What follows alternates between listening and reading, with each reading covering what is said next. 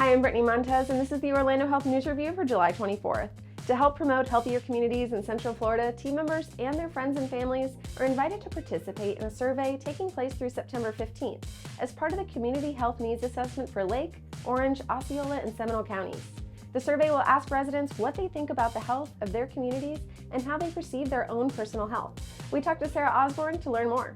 It is the time of year for Orlando Health to conduct their Community Health Needs Assessment, and we do this in partnership with other members of the community. The results that we find from the Community Health Needs Assessment oftentimes helps guide not only our Orlando Health Community Grant Program, but initiatives and projects that we fund throughout the years. It is important for us to have our team members complete the community health survey so we can hear their voices and their top needs in their community and the overall health of their community where they live every day, so that those responses can be taken into consideration as part of the overall community health needs assessment that will ultimately drive programs and initiatives that are implemented after the needs assessment is completed. And to make sure team members and the community are prepared for hurricane season, the team at Orlando Health Center for Health Improvement has created a list of shelf-stable foods that require little or no cooking, healthy recipes, and useful tips for navigating a storm emergency. We're in hurricane season right now, so now would be the time to stock up on pantry items, things that are non-perishable that you can store ahead of time. One of the main things to focus on would be protein. Protein is going to help fill you up and keep you really satisfied. But don't forget the basics too, like fruits and vegetables, and even some healthy snacks too. Don't forget about your babies and your pets too. Make sure you have enough baby food, even ready to consume baby formulas. We're a great resource here at the Center for Health Improvement for all of our team members as well as the public for anything related to exercise, nutrition, and wellness. So just let us know if there's anything that we can help out with. And as the official medical team for UCF Athletics, Orlando Health is excited to volunteer alongside the UCF men's basketball team at Second Harvest Food Bank. Volunteers work in catering, assembling and wrapping sandwiches, building bag lunches, and sorting orders. Second Harvest Food Bank is a nonprofit organization that collects, stores, and distributes donated food to more than 550 feeding partners in 6 Central Florida counties. The energy is just so high, everyone's smiling, laughing, bags are everywhere.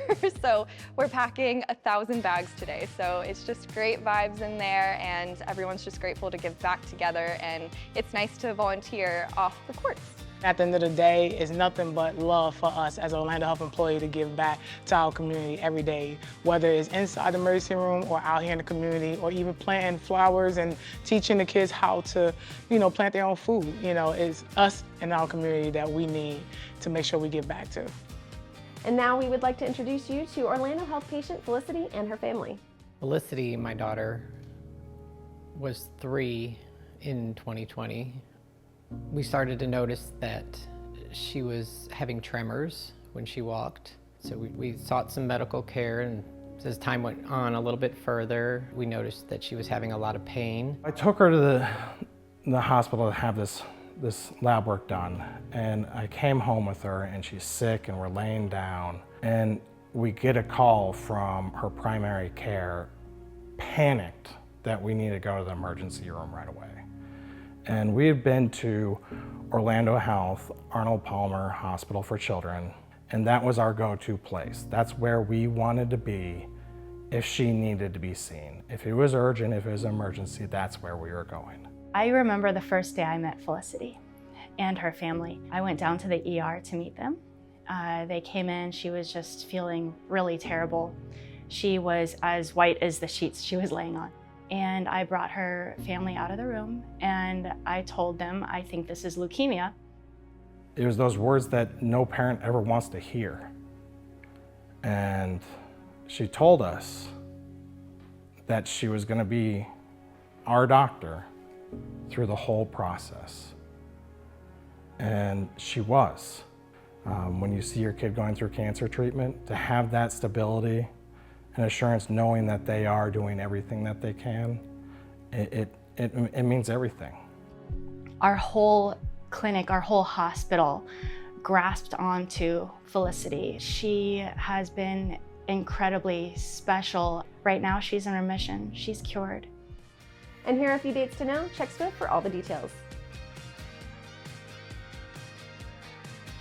That's it for today's edition of the Orlando Health News Review. We'll see you next week.